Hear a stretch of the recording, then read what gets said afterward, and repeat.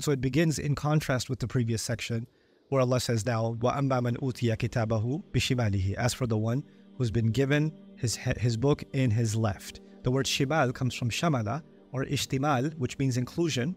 The left hand is considered secondary when you're holding something and you want to include the second hand in to be able to grab it properly. That's what became the shimal, because it helps you become to do shumul of something, to include something in your grasp, right? So it's actually considered in that sense secondary, right? And by saying he's been given the book, or somebody did something with their shimal, what that actually means in Arabic is they didn't take it that seriously. It wasn't worth much, because if something's worth something, you put your right hand on it, right? So وَأَمَّا مَنْ أُوتِيَ كِتَابَهُ بِشِمَالِهِ.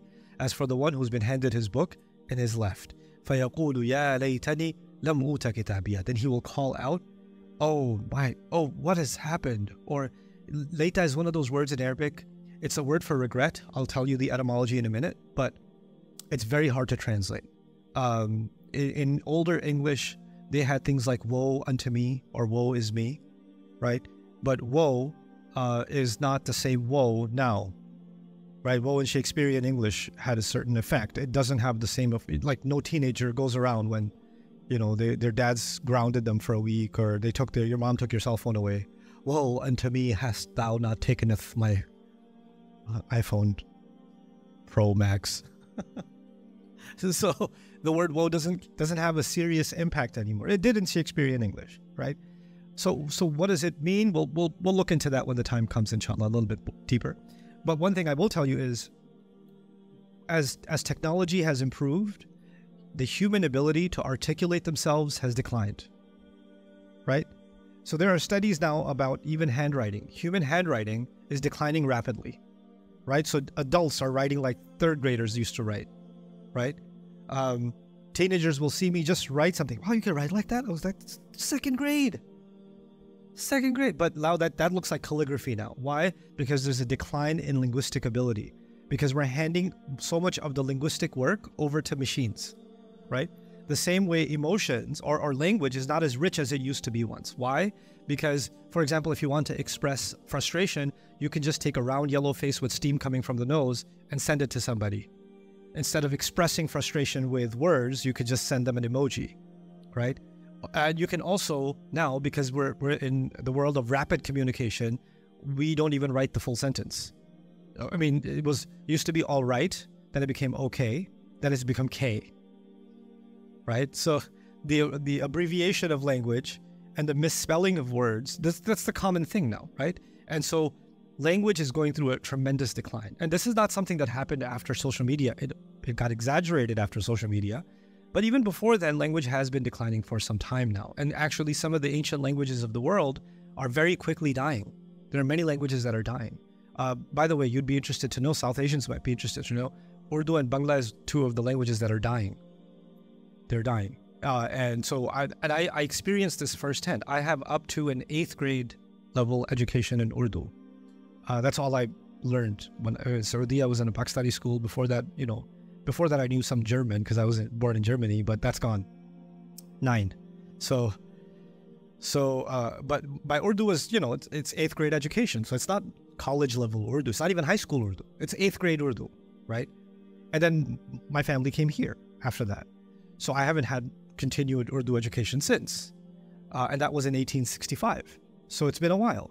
So last year I went back and I gave lectures in Urdu in different cities in Pakistan. I went on like 22 different universities over the course of a month, right? And people coming up to me telling me, "Aapki Urdu bahut nawabi hai.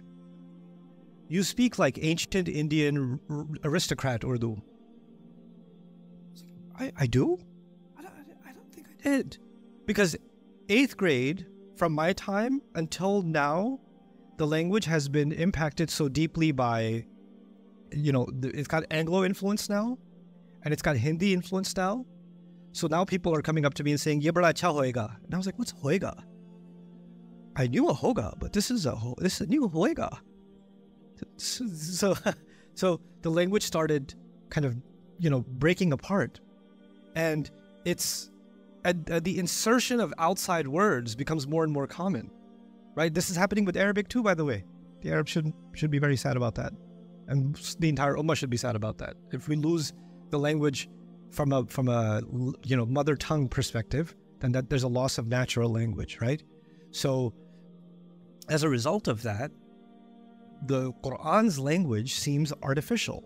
So when it says something like ya laytani, or from 150 years ago in English somebody says woe is me, that sounds odd to you now, right? Because we just don't have words for certain emotions anymore, right? Because we just say ugh, or oh man, or ha. Okay, just think about that. Those aren't even words. Ha is not a word. They actually had a word for that in Arabic. Ta'awwuh. Ta'awwuh means to do oh. All right, so that's a challenge of translating the Quran, because the purpose of translation is it should be able to impact the reader in whatever language it's being translated, right? So that's one of the challenges in ayat like these. But anyway, let's get to the commentary on this ayah. First of all, the reaction, because the reaction when given the book in your right hand was, come, take it, read it, right? He's handing it to his loved ones. لما نظر في كتابه وتذكر قبائح أفعاله خجل منها.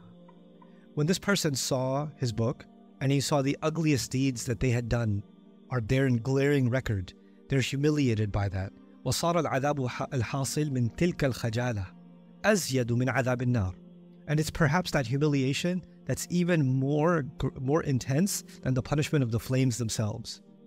Like human beings are pained not just physically, we're also creatures that are pained emotionally. Right? So the psychological torture of Jahannam has begun just by a person looking at their deeds. You know, you should keep in mind this idea of you being emotionally tortured is so powerful that it overrides physical pain. There are two examples of that I can think of in the Quran. One of them is Musa alayhi salam. Musa alayhi salam knew that when he's going to go back to the Pharaoh, they're going to call him a liar. They're going to publicly humiliate him. Okay? So he told Allah on the mountain, Rabbi inni akhafu an yukadhibun. Master, I am afraid that they shall call me a liar. And then he made a list of things that he's afraid of, and the fifth thing that he listed, the last and fifth thing he listed was وَإِنِّي أَخَافُ أَن يَقْتُلُونَ وَلَهُمْ عَلَيَّ ذَنْبٌ فَأَخَافُ أَن يَقْتُلُونَ. They have a crime recorded against me, and I fear that they shall kill me. So his first fear, the first thing that came to his mind to bring up as a state of emergency to God, to Allah, when he's directly in conversation with Allah, is humiliation. And the last item was what? Death. Like that. Just think about what worries him. Because the thing that worries you the most is the one you bring up first, right?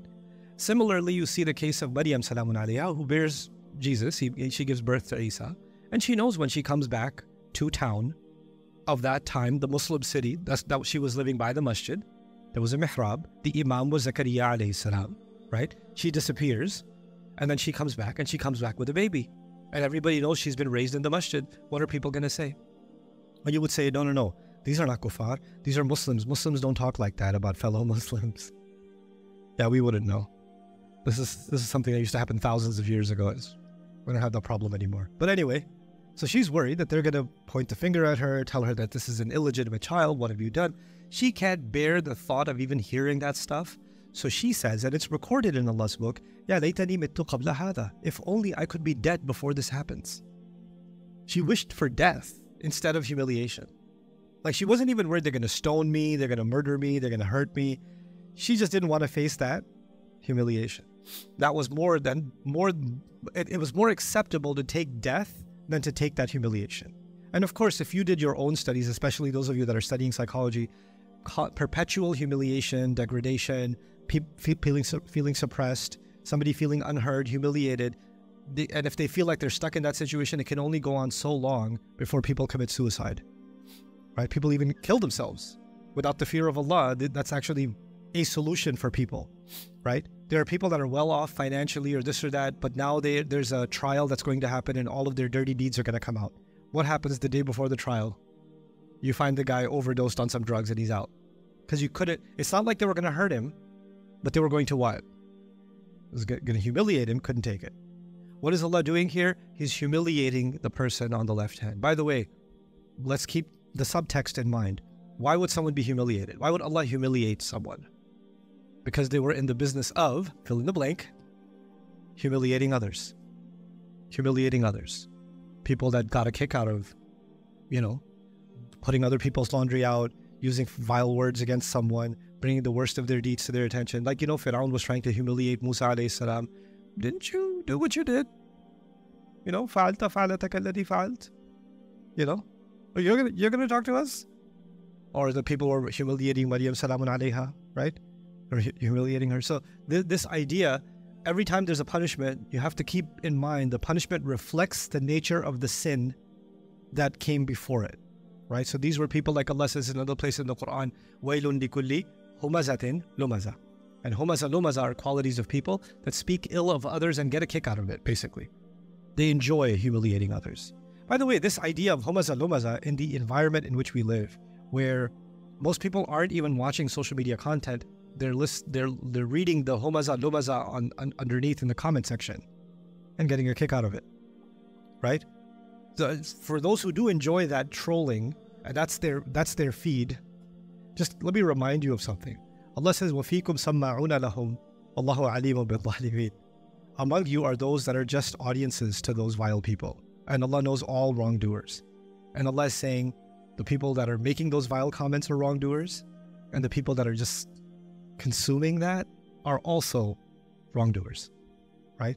Because that's what they call engagement nowadays, isn't it? They put those comments there because it gets them more engagement and all of that. Anyway, so the punishment has already begun, and it's humiliating in nature. وَهَذَا يُنَبِّهُكَ عَلَى أَنَّ الْعَذَابَ الرُّوحَانِ أَشَدُّ مِنَ الْعَذَابِ الْجِسْمَانِ. Imam Fakhruddin al-Razi says, this should make you pay attention that the punishment to the soul is much more intense than the punishment to the body, because the soul wants dignity, right? Now, the mental punishment of receiving the record in your left hand, فَإِنَّ تَرَقَّبَ السُّوءَ عَذَابٌ. تَرَقُّبَ السُّوءَ عَذَابٌ. Another dimension of this is, I've got the book in my left hand, I know something really terrible is coming. تَظُنُّ أَن يُفْعَلَ بِهَا فَاقِرَةٌ. Another place in the Quran. He thinks that it's just gonna break his back any moment. Now, if you know something really bad is happening, but it hasn't happened yet, you're in this terrible state, not just of humiliation, but of anguish, of anxiety. When is it going to happen? Are they going to find out? When are they coming?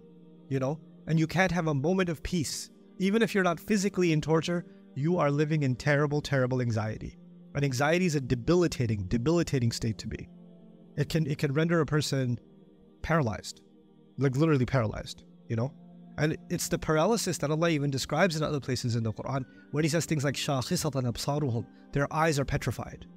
They're just, or their necks are held back. Like they can't move. Their muscles stiffen up. These are, if you study people that have extreme cases of paranoia or anxiety, those kinds of things, you'll notice that they exhibit these behaviors that Allah is describing people experiencing on Judgment Day. But what's worse about it is, whatever it is that you are anxious about, if you're afraid of something, right? Let's say there's police and some guy knows that they're looking for him, right? And he sees the police right over there. Which way is he going to run? Opposite direction. You know what Allah does on Judgment Day? He gets people to keep their eyes open so they can't blink. The criminals, they have to keep their eyes open, they can't blink. He keeps their necks up so they can't look down. And then He forces them, كَأَنَّهُمْ إِلَى نُصُبٍ يُفِضُونَ. He forces them to run towards the thing that terrifies them. Like instead of running away from it, which is your natural impulse, He makes them run towards it. And again, every description of punishment in the Quran is a response to something that used to happen in this world. What did they used to do? They used to hear those warnings about what's coming, and they used to run in the opposite direction. They used to run, or they would run towards it laughingly. Oh, you want to punish us? Okay, let me do more. Is this going to burn too? So this, if I do this, I'm going to go to hell? Oh, okay, let me do it 2 times more. Those people who like to, when they're in trouble, they like to get in more trouble, right? Like, hey, you shouldn't have done that. Shouldn't have done what? Drop this? Okay, so they enjoyed it. They loved that defiance.